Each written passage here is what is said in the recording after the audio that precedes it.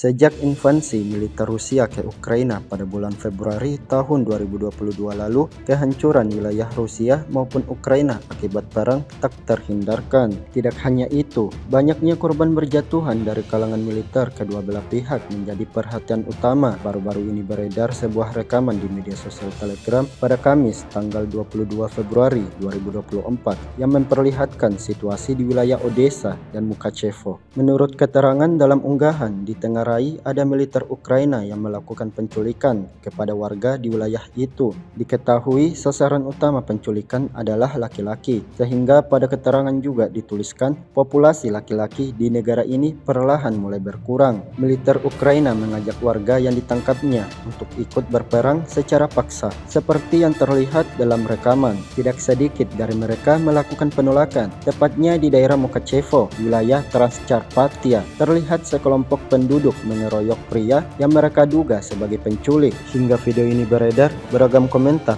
dituliskan warganet.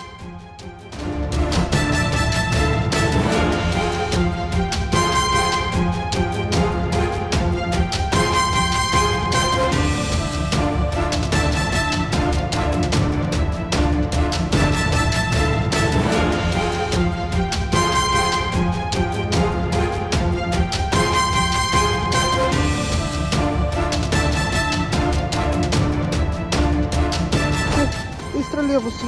Аж 2 троллейбуса останавливают тут и шмонают.